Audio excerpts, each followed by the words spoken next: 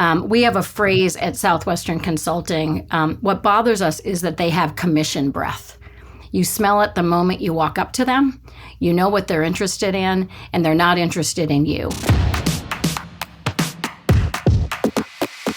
Prose and Comms.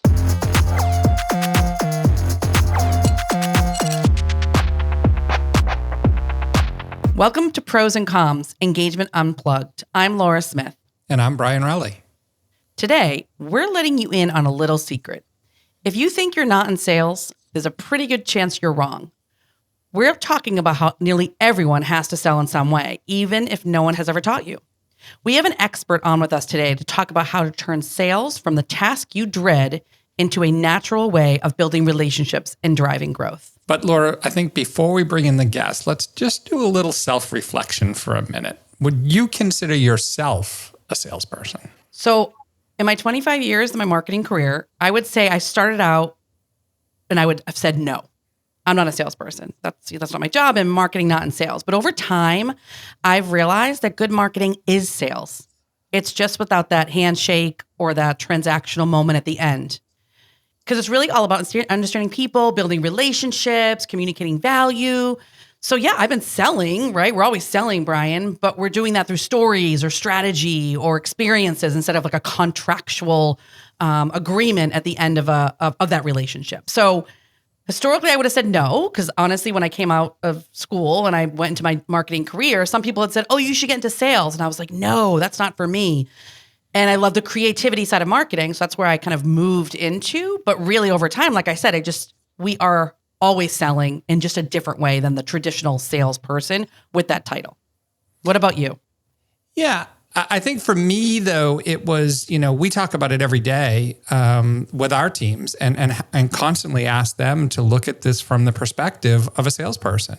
Because I think you and I really do believe that we are out there. And I've said this and I continue to say it. I think one of the major goals and roles of marketing is to be a value add to sales. And the only way to do that is to be able to consider yourself in that role and understand some of the obstacles and challenges that those folks face. Because it is a very difficult job, no matter how you look at it, being on that front line and having those conversations. And, our job is to try to make that easier for people. So I think we have to be.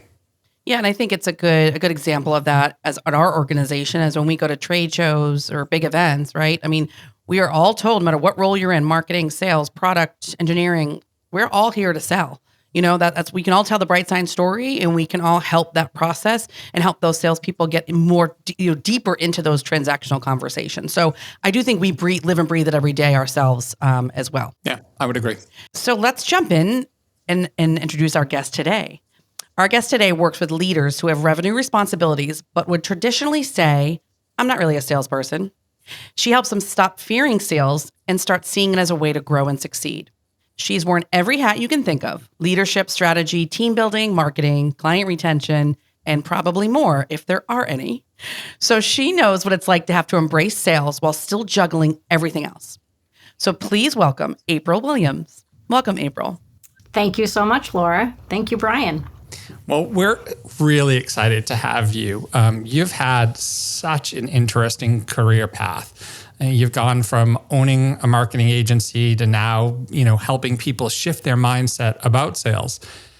So I'm just wondering, before we really jump into this episode, can you share a bit about that journey and actually what led you to the mission of helping quote unquote non-sales people sell? Yeah, great question. I started a marketing and sales alignment agency in 1997. And what makes that story interesting is I did not major in marketing and I never worked at a marketing firm.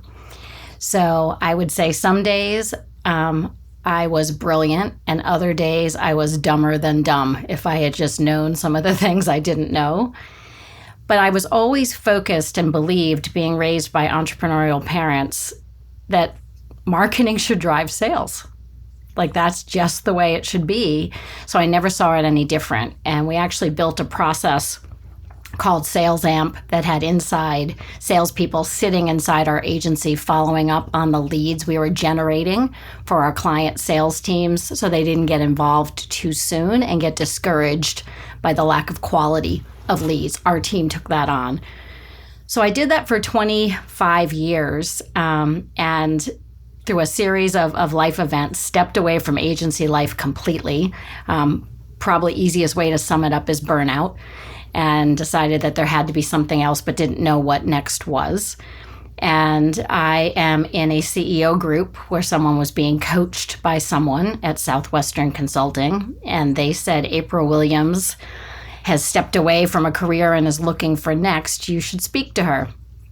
And I remember going out to this phone call thinking, this is a sales organization. Like, ready? I'm not a salesperson. Like, why would I be talking to them? It was a 30-minute call, and probably close to 3 hours later, this call ended. And it took me some time, but I joined Southwestern Consulting. That's the oldest direct selling company in the country, over 165 years old. And I work for the consulting arm based out of Nashville. I could not have gone further to the sales side than I did when I joined the company. I don't even think they had one marketing person inside headquarters yet. It's significantly different in the almost 3 years that I've been there. But it was a fascinating place to land, and I just started reaching out to my past contacts. And I belong to an organization called Chief, which is a women executive and CEO group. And I was reaching out to try to meet as many women as possible. And I remember speaking to the managing partner of a New York City CPA firm. And I said to her, one of the things we do is we do a free workshop on the habits of top producers. Would you like me to come in? Because she was saying that her mid-level managers didn't know how to sell and didn't believe that they were salespeople. And she said, they won't come. No, don't bother. They won't come. I said, why won't they come? She said, they don't see themselves as salespeople. I said, what if I call it I'm really not a salesperson? She said, they'll come. And I went to New York and Boston and Dallas and LA and spoke to all those accountants.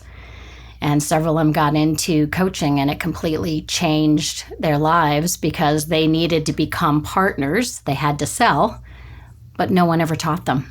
No one ever helped them. They just were like, good luck to you. So that's where the journey began. So why do you think that mindset's so common? I'm not a salesperson. Is it truly because they're not taught that? Like, where does it come from? Because it feels like that is a mindset shift that you have to work with these folks to help evolve. But where does it come from? It's an interesting one. And one of the things I say is that I am a sales perspective changer. There's two different groups of people we're talking to here. The first group has sales on their business card, but it still makes them cringe. And unfortunately, we still refer to the used car salesman who gets rolled, under the bus. We have a phrase at Southwestern Consulting. What bothers us is that they have commission breath. You smell it the moment you walk up to them. You know what they're interested in, and they're not interested in you. So we have a problem with the way sales has been done in the past. And so often people would like to rename it. Well, I do business development, or I do relationship building.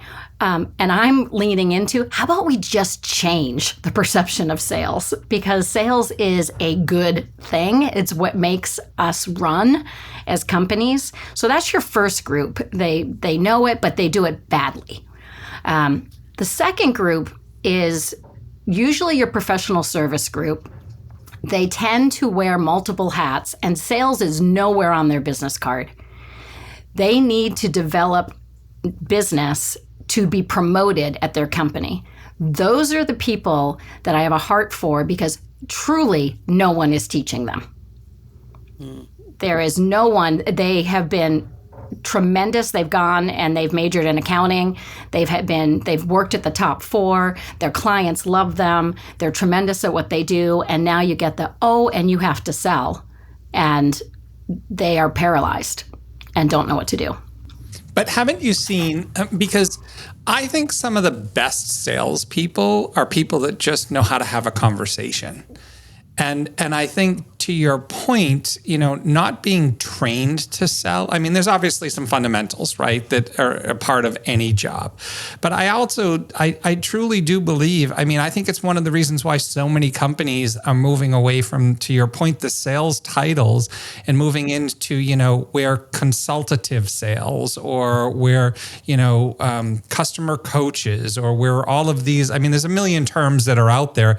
To your point, at the end of the day, it's sales. But I think you're right. I think there has been sort of this, perspective of, and perception of like these pushy people that are out there. But I think a good salesperson is just someone who knows how to have a conversation and tell a story, like Laura mentioned at the very beginning, where that's our job. All of us are there to tell stories. And as a result of that, they hopefully will generate revenue. I find it really interesting because I do agree with you. I think the title itself is not necessarily the problem, because it can be a very good thing. We just have to get it to not be associated with that, I feel slimy after that conversation. I think that's one of the biggest challenges is the people's perception. So I'm currently working with an attorney, and she's in a new market, and she's responsible for generating business in this new market. And she's paralyzed by the thought. And what you just said, Brian, is spot on. She's a relationship builder. She connects with people. So even right away, reframing, there's a perception they have to go out and sell on the first conversation, which is atrocious. That's what gives sales a bad name. So it's even reframing the process and helping understand that sales is an activity game. It's not a results game. Results is because of the activity. And the activities around serving others, connecting with people, truly being interested in helping them find a solution, even if it's not you. It's being good people. Right? And so one of the things I constantly say to people is what you do is not for everyone, nor is everyone a fit for what you do. So your one role is to talk to as many people as possible. It's conversational. It's building relationships. And I can see the shoulders go down and they start to take a deep breath and think, I think I can do this. And I'm watching this young woman begin to soar because she's just had a reframing, and we're giving her the skills, and we're scripting, and we're helping her get comfortable with language. And so it just changes the game for them. It's interesting because I come from many years in the agency side where I was managed relationships, right? But so there's a role of that's organic growth is going to happen because you have strong relationships. You're helping clients understand what their marketing problems are, helping them solve them. And with that does come additional revenue. And so that feels much more natural. That always felt much more natural. Then there's the other side of the agency world where you have to go pitch business and you have to be in front of the room, and sometimes virtually, and really sell. And that made people cringe. And there were people that just, you can't do it because it feels too forced. But if you're good at that, that also is a relationship discussion. It really is about understanding the landscape, understanding what the opportunities are. But that you had different personalities who could maybe do the organic side, but they put them in front to pitch. And that word pitch alone makes it feel icky, right? So, but the agency model hasn't changed. It should. That's a whole other conversation. But, that's where I think many people would say, well, if I have to sell, and we have to say, you are selling. You're owning a piece of business. You're managing that business, and it's growing. So you're doing something right. So it's so familiar just coming from that world where it was, if you didn't think about it, you just did your job, and your job was that relationship building. It comes naturally. But I think there's still pushy people out there. I just got a car not long ago. And traditionally, it was a better process than it was years ago. But there are really pushy salespeople. And I think, how do we're not going to remove that perception if that doesn't change. So do you encounter people who are still those innately pushy people that you have to almost move them away from that model? They get free trainings when they do that to me. Yes, for sure. I'm like, this is going to be for free. We're going to talk about what's happening right here. But I think it's important. Zig Ziglar has a quote that says that if you have a product or service you believe truly fulfills a need for someone, you have a moral obligation to sell it. So it always starts for me back at, do you believe in what you do and that it's impacting someone's life? Then why wouldn't you share it and help someone? So I think it's a big part of people, again, are like, I don't want to be seen as pushy. I don't want to be seen as salesy. We have to just reframe. You're just serving them. And if it's not for them, then you thank them and you move on. Yeah, I want to go back to a point that you made. And you had said that, salespeople are there to actually have conversations. And I agree with that. But at the other side to that, I also think a good salesperson is also a good listener. Because how many people right now are walking into sales appointments this afternoon as we're having this conversation that have already decided what it is they're going to sell that person, and it's the first time they've ever met.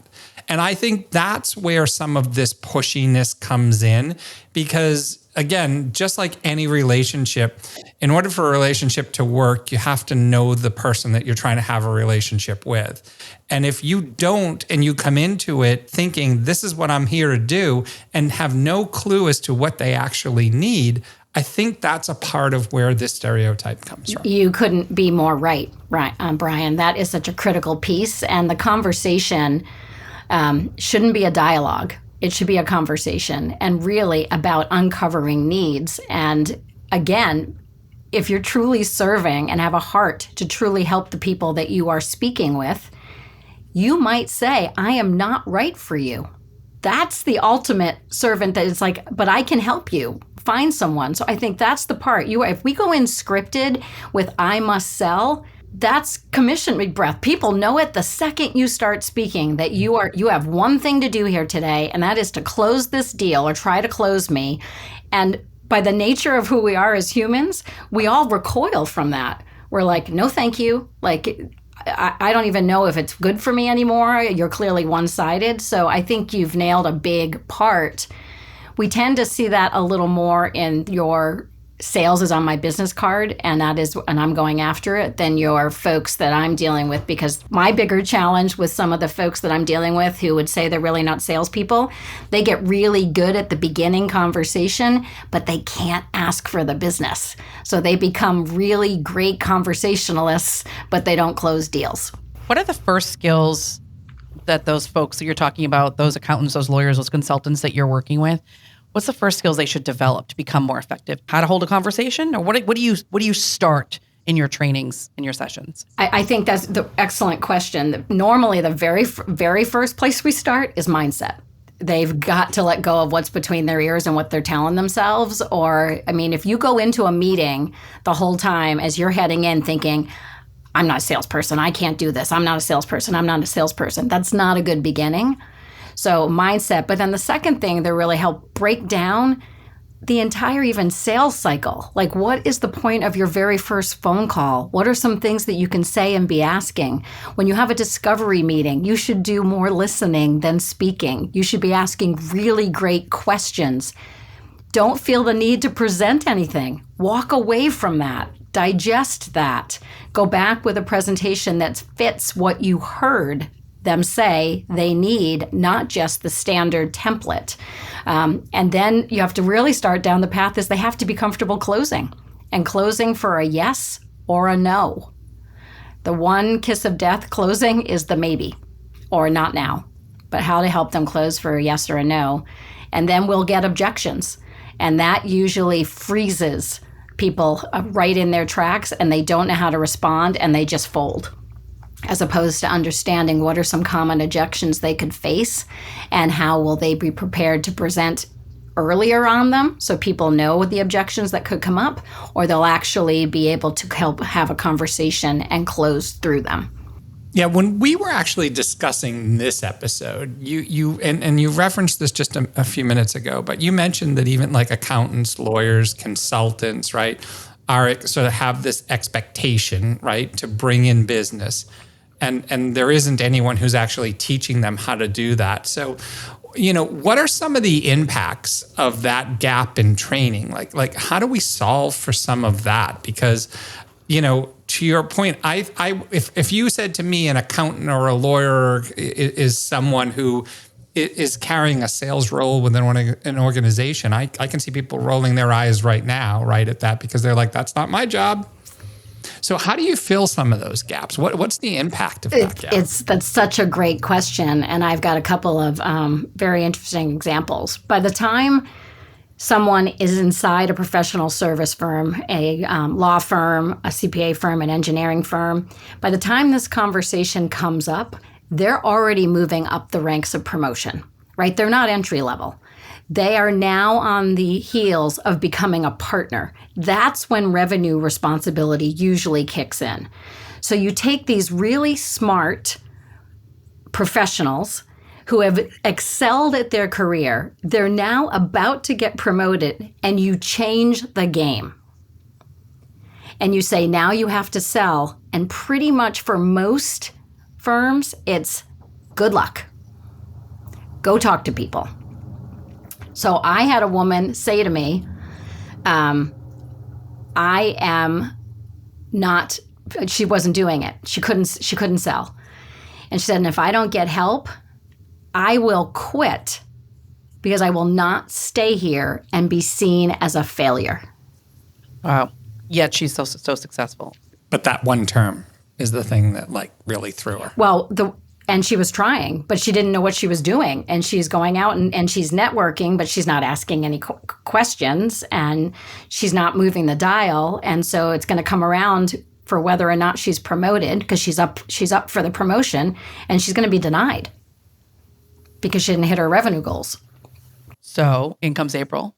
Ideally, I am on a mission to find all these people and be like, you can do this, because they're smart. And we're talking about the large professional service firms. Many of them have internal trainers that are helping. We're talking about below that is where it gets really dicey for these folks who are on a path to partnership and don't know how to do it. Do you see people exit by choice? Have you seen people say, okay, I've this is watched not my thing? This year, quite a few. And do they stay in that same role, but in a different organization in hopes that they won't have to?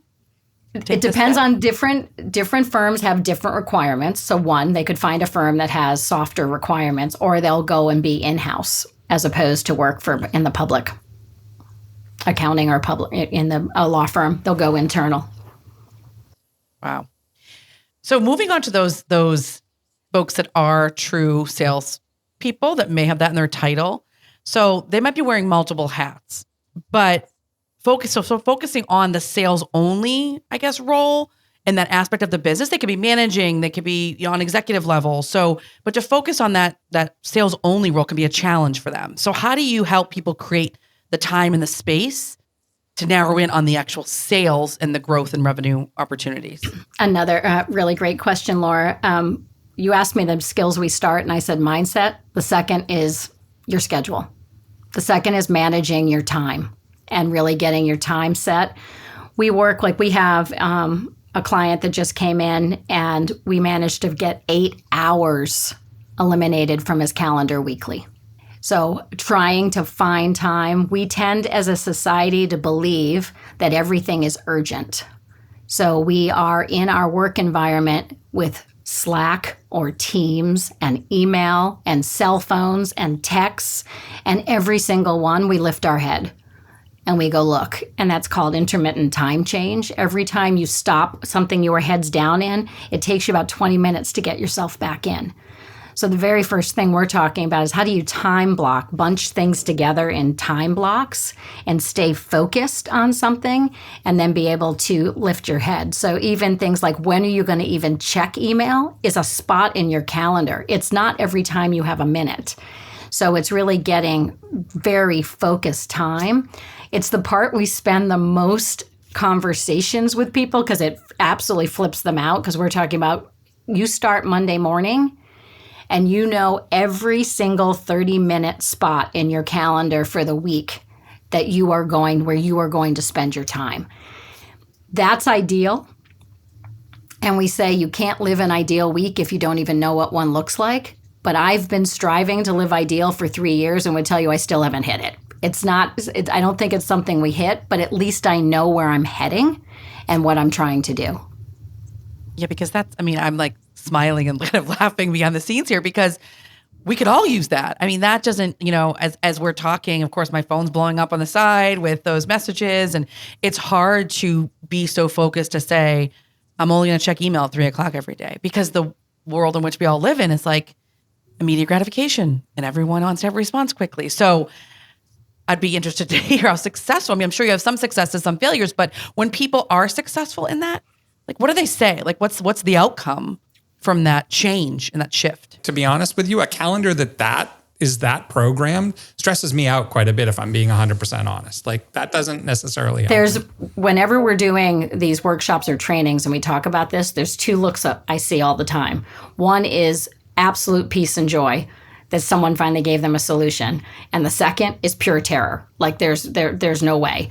So, but I'll give you an example. I was working with someone who was a manager inside Aflac, and he had a team, but his number one role was recruiting new people and managing his team.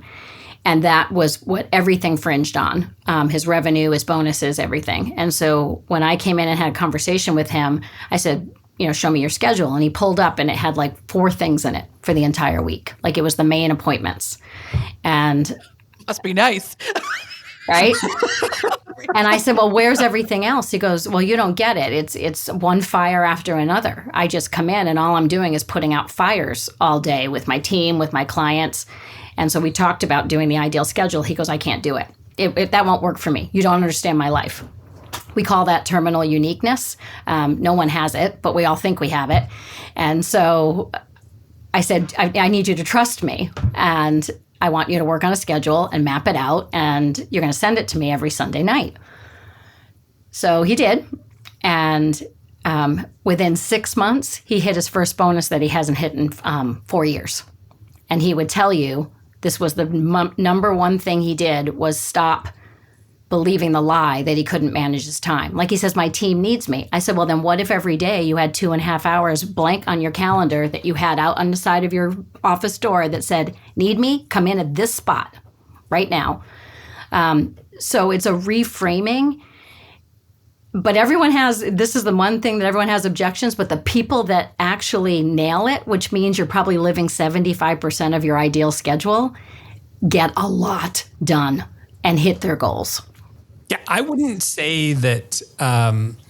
I know, Laura, we both do it, right? It just I'm the type of person that, the night before I leave my office, I print out my calendar for the next day. So I can, I'm like that person. I am a little, I won't lie, that is, but it does stress me out a bit. Like, when I see all that in a day, because there are those fire drills that do come up, and there's, to Laura's point, like, we're constantly being pulled into something. We're like, didn't see that coming. Like, if you look at our objectives from the beginning of the year to what we needed to do, and then how many additional things we've taken on before the year end, right? Like, you got to find time for that somewhere. So that part of it is the part that does stress me out. Yeah, because I also think it's like the other day, I looked at my calendar before coming into the office the night before, and it's that all can't happen. I can't sit in all those meetings. Like, I just can't and get work done. It's impossible. So there was a bit of shifting and a bit of like, do we need to have this meeting? Is this a meeting? And where I came from previously, we used to always ask the question, like, pause.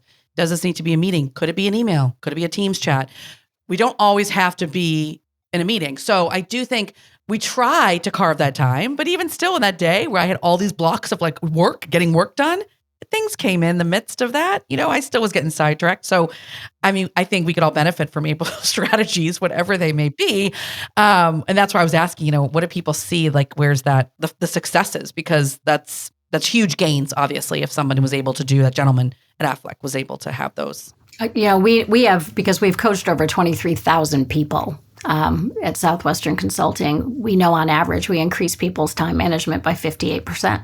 We see it work over and over. But one of the key things, Laura, that you just said, which is so important, when you build out your calendar, you need to build fires.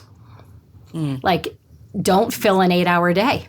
If you have a fire every day, is it an average 1 hour, 2 hour? How much do you get blown up? Then then actually plan out a 6-hour day and leave a block at the end of the day that you're shifting and moving things, but you're still trying to get the things accomplished. But we live this world where we know time is so precious. We know that we're going to get bombarded, and we still plan an 8-hour, 9-hour day of stuffed stuff.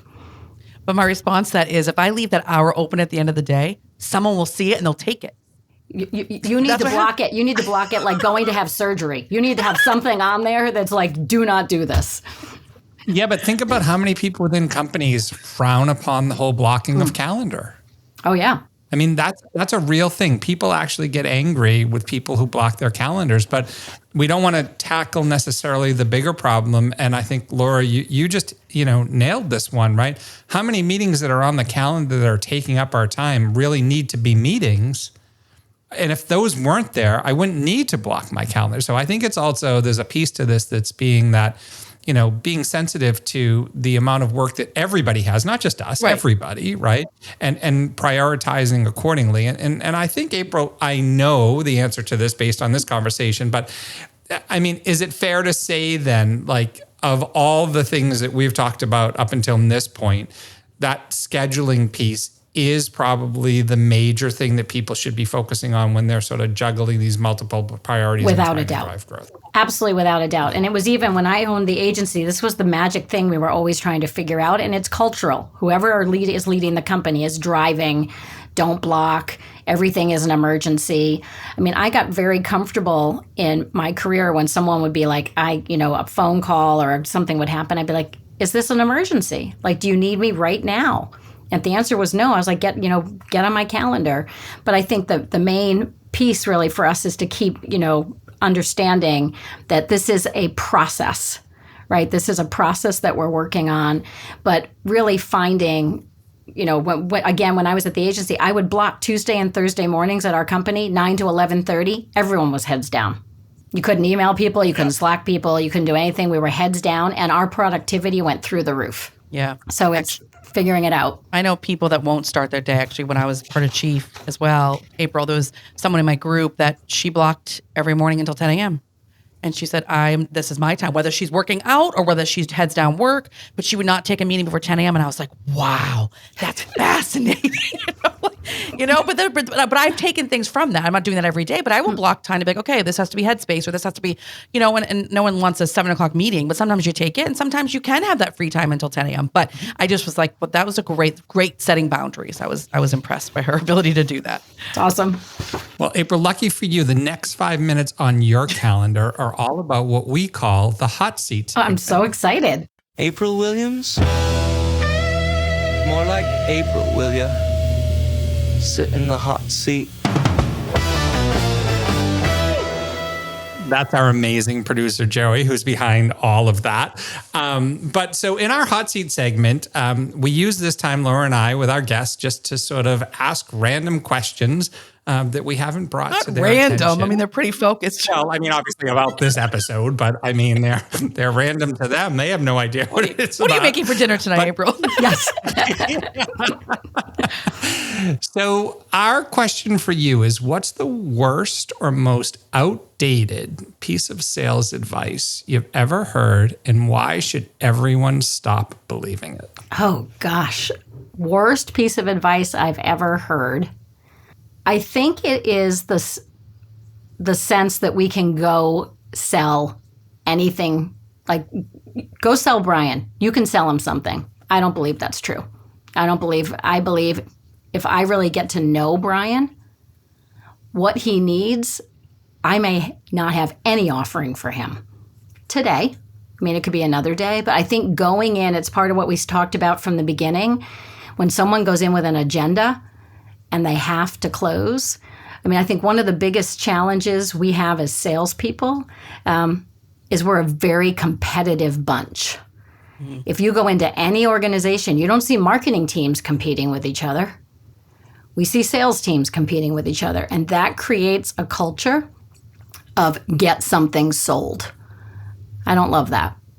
I think that's actually really, really good, because I would agree with you. Because I think for many, many years, people have said, oh, what do you mean you came back and you didn't sell them anything? You're not a very good salesperson. But to your point of, I didn't sell them anything yet, I think is the big piece. Because once you get to know them and you start to understand needs and requirements and all of those things, that's when you can actually align yourself to sell. I think that's. And I think the competitive piece is interesting because it is, I think, how these teams are just formed and trained. And so there's just me versus them and who's the top of the leaderboard. And that doesn't, that's just all that competitive nature just gets to looking for results. And I think you said, I forget what you said earlier, April, but it was like, you can't get to results without some of the actions. Activity, yeah. So you can't just get to results without the activity. So, so thank you, April. It has been wonderful to have you on. We've learned a ton. I think we could spend probably 2 hours just talking about the schedule situation because we could all learn from it.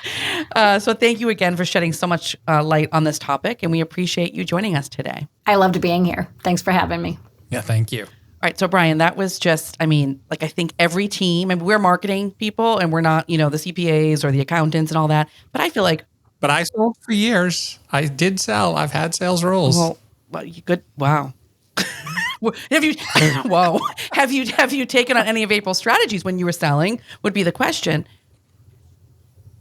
Yeah, I think the calendar piece is a really big piece. And honestly, I do think the listening piece is the biggest piece. I truly believe in order to be a good salesperson, it's the conversations that people have versus that thought of I'm going in here with a mission for you to buy and sign this agreement are the things that don't work. But that's fundamentally like relationships, right? And no matter what relationship you're in, there should be two-way communication. Listening is critical. So it shouldn't be looked at so differently than having any other, whether it be professional or personal relationships. That's what's kind of fascinating. And where she brings that out, it just makes it seem so obvious. But the one thing that I loved that she said that I wrote down was the commission breath, which is like, that is a great way to put it because that's how some sales folks are kind of trained and born and bred. And there are others that just are fearful of it, right? Encountering it. So I think that's a great way to put that in, a productive light. Car salesman, most commission breath I've ever seen in my entire life. Literally now I'm going to walk in with a mint and just be like, you need to get rid of that breath. But listen, how many people on LinkedIn are reaching out and I feel like cold selling and I'm like, back off. So I think the same thing. Yeah, it's across industries for sure. But yeah, really good. Well, thanks everyone for listening. And most importantly, if you liked what you heard today, be sure to follow us. If you want to hear more from April Williams, you can find her on LinkedIn.